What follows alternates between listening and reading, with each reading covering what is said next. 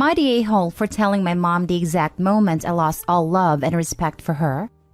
I, 21 male, live with my older sister, 23, and my two younger sisters, 17 and 15. My older sister currently has legal custody over our two younger sisters, and at one point even had legal custody over me when I was still a minor. She basically gained custody of us all when she was 19 because our mom was an addict. My mom is currently going through end-stage kidney failure, assumingly because all of those years of not taking care of herself caught up to her. When she first started going to dialysis about 5 months ago, she put me down as her emergency contact. And at first, I just sucked it up and dealt with it because she doesn't have anyone else in this part of the country, and my older sister doesn't talk to her for reasons you can't imagine.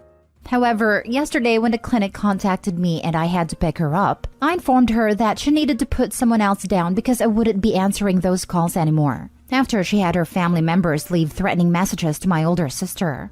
This angered her, and she started going on about why I didn't love her anymore and when I stopped loving her.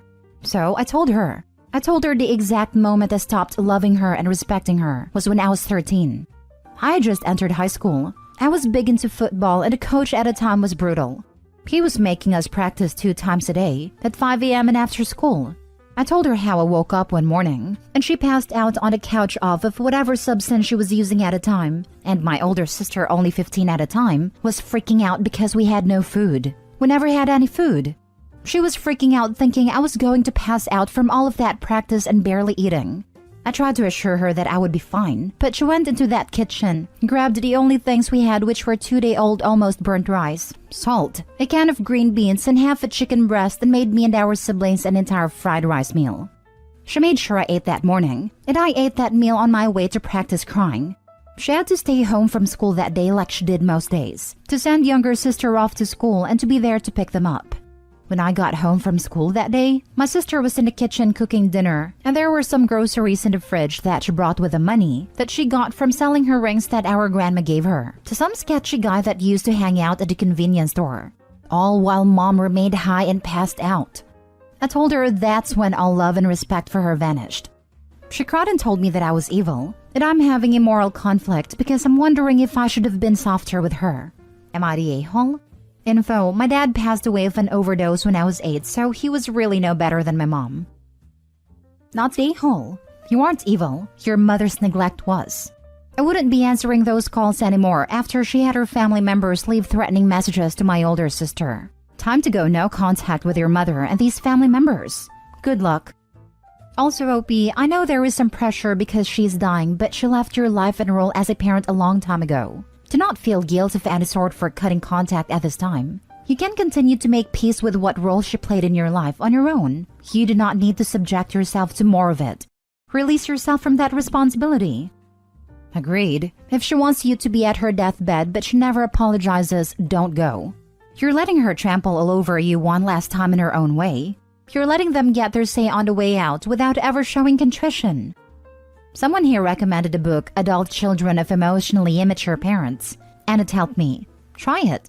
You have a lot of resentment. Write a letter to your mom and your dad if he's around, with all your feelings in it, and then burn it for catharsis. As you watch the flames, focus on letting go of that hurt and resentment. Thank you for the recommendation. I'll definitely look into getting that book. As for our dad, he passed away of an overdose when I was 8. In this vein, I've found specific support groups online to be really helpful. General subs like this are a good gut check, but for the really specific stuff and having a safe place to voice your feelings, as a good community will have extremely no nonsense and active mods, is huge.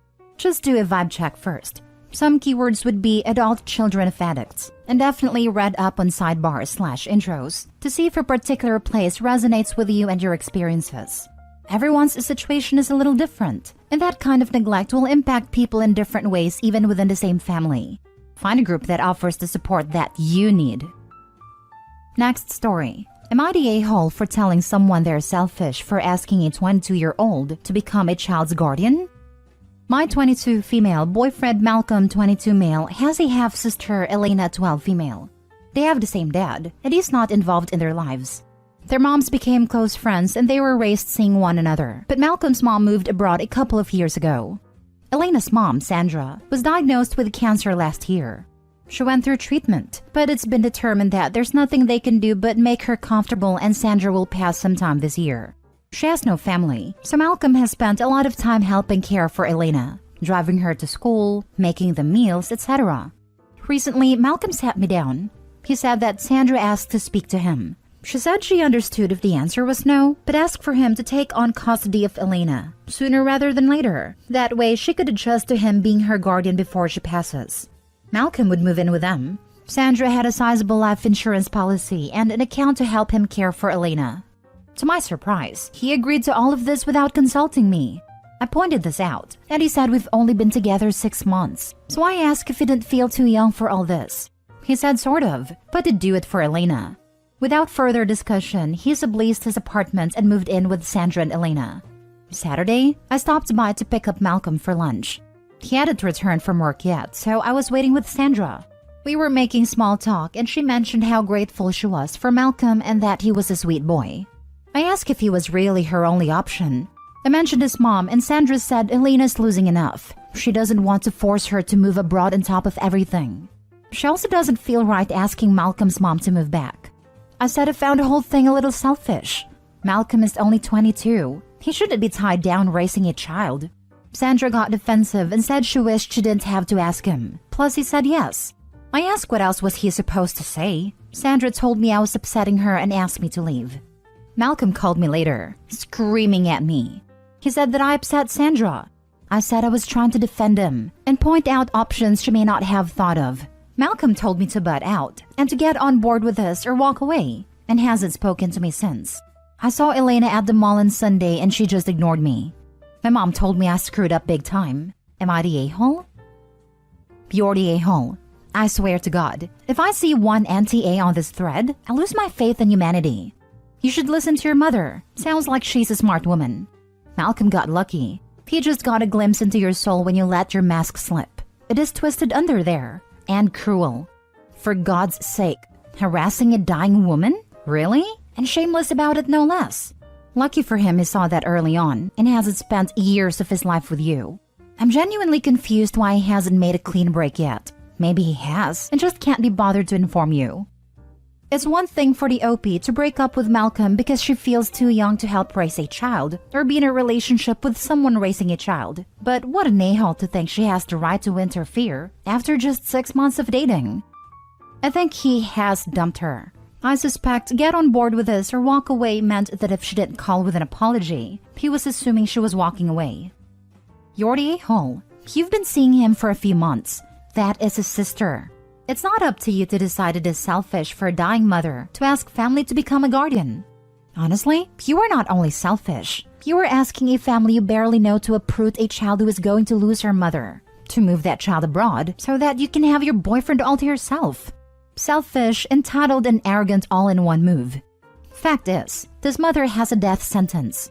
She's not going to be around. He's stepping up. And it has absolutely nothing to do with you if he does step up. I'd be proud of someone stepping up at that age. Want to support them with it. The fact you don't shows so much selfishness.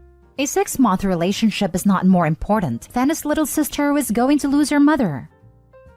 Next story. Am I the a-hole for resenting that my sister was cruel about my pregnancy but is celebrating our sister's pregnancy? This involves me, 26 female, and my sisters Abby, 28 female, and Megan, 31 female.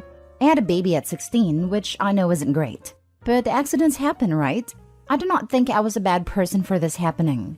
I took responsibility and was committed to raising my son and being a good mom.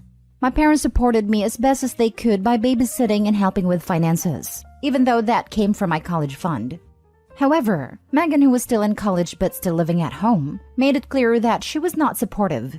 She said she would not babysit or even watch my son if I needed to shower. She said she wasn't going to suffer for my mistake, which hurt me so much. Abby babysat for me sometimes and was happy to watch my son when I needed a rest. I badly wanted a baby shower and to feel celebrated even in a small way, but my parents said they could not help as they were stressed about the situation. I didn't have many friends, so I asked Abby and Megan. Abby was sympathetic, but Megan said she wouldn't help out at all. She told me that a teen pregnancy was not something to be celebrated. Abby just kind of followed what she said, and I ended up never getting a baby shower. I always kinda regret that because I doubt I'll have another child. Now I'm doing okay. I graduated from community college. I have an apartment where I live with my son, and I have a good co-parenting relationship with his dad. Abby announced her pregnancy some time ago, and her baby shower was this weekend. Of course I went. She made a little speech and thanked Aunt Megan for organizing the entire thing. Megan was so bubbly and happy and said how excited she was for Abby's baby. I got upset and quietly left to not make a scene. Megan came inside and asked what was up. I told her that I was hurt that she would do all this for Abby but nothing for me. She awkwardly said they were two different situations and I shouldn't make this a big deal in Abby's day. We got into it, and I ended up leaving early and Abby called to find out what was going on. I told her, and she felt pretty bad. Am I the a-hole?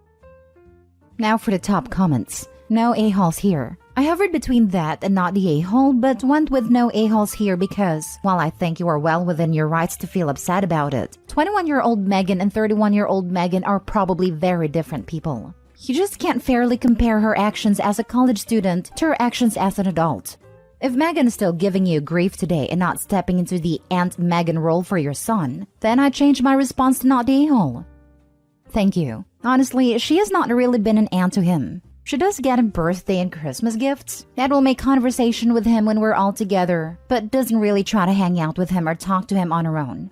Abby's an actual aunt to him, and that she will take him out sometimes, just them. If she's already treating unborn baby as a blessing and celebrating it but is distant to her nephew, the favoritism is going to be very obvious later. No a-holes here. I am sorry that you missed out on so much excitement. Even when times are challenging, you still want milestones celebrated.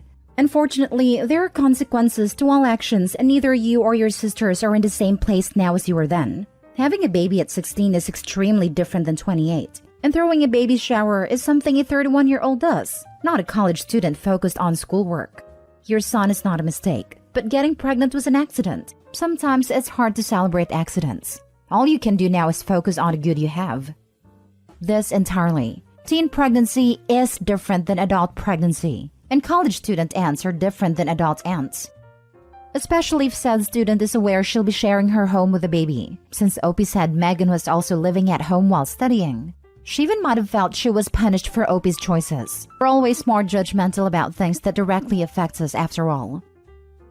Last story. Am I the a-hole for telling a girl just because she had a crappy husband doesn't mean everyone is? I, 36 male, met my wife when we were 14, started dating at 16, and still together now. I know that doesn't always work for people, but it worked for us. This weekend, I was hanging out at a friend's house with a bunch of people. There was a girl there who is a friend of one of my friend's girlfriend. We'll call her Jane. I don't know her that well, but I see her around often because we are in the same friend circle. Drinks were flowing, and somehow the topic came up about how many person everyone has slept with. Jane was shocked when I mentioned I had only slept with one person. Context: Jane also married her high school sweetheart. They broke up when she found out that he had basically cheated a whole relationship with multiple women. One of his piss-poor excuses was that he hadn't had a chance to have fun or play the field yet before settling down. Anyway, she couldn't believe I have only slept with my wife, and said that I must have cheated. I told her even if I had, why would I admit it? I've been with my wife since we were 16. Admitting to it would mean admitting I have cheated, which I haven't. And in response to that, she just said that must mean that I have and I'm lying about it. At this point, I am getting annoyed because she's straight up accusing me of being unfaithful. She said she knows from experience how unlikely it is. That's when I said that just because her husband was crappy doesn't mean we all are. She just mumbled a whatever and was quiet for the rest of the night. I was talking to my friend the next day who said her girlfriend told him how upset Jane got over that. She apparently said that I know what she has been through and could have been more understanding. I said I understand what she's been through, but she doesn't need to put her wishes on me and basically accuse me of cheating. My friend said he understood, but probably would have been best to just leave it. Am I the a-hole? Nope, not the a-hole, but Jane sure is. She pushed the issue. You shut it down and now she's butthurt. Too bad, so sad. Not your monkeys, not your circus. You don't owe her an apology, and your friend needs to shut up. I mean, my friend was mainly just echoing what his girlfriend was saying. I don't think he cares either way. Maybe not, but either way he needs to shut up. He's wrong, his girlfriend is wrong, Jane is wrong. They're all a-holes here and you are not. Not the a-hole. Some people have a romantic partner their whole lives. Jane may have had a rough time, but her projecting that onto OP and trying to accuse him of cheating was not cool. She should apologize to him, and not the other way around. Not the a-hole. Jane kept accusing you of cheating in public. No, basically about it, and you shut that down. You wouldn't have had to do that if she hadn't brought up and pressed the issue. How could you have been more understanding or left it without leaving her accusation hanging unaddressed? The general consensus seems to be that I could have just denied it, that I didn't have to bring up her experience. My response to that was that I did deny it, but she didn't drop it until I mentioned her ex-husband. Mission accomplished if you ask me. Exactly. You didn't stir anything up. She did by continuing to push. She refused to drop it until she got an answer she didn't like. People like your friend are the worst. They want to score points as peacekeepers, but always at your expense and never their own. If they're not willing to defend you, then they can shut up about you defending yourself. Instead, they want you to tie your arms behind your back so you're easier to hit. That's toxic just for your information. You're allowed to defend yourself with the same energy being thrown at you, especially after you first tried to defuse the situation. Stealing this because I always have a hard time explaining that people are too cowardly to stick up for someone, then they don't get a say in how that someone sticks up for themselves, especially if they aren't in the wrong.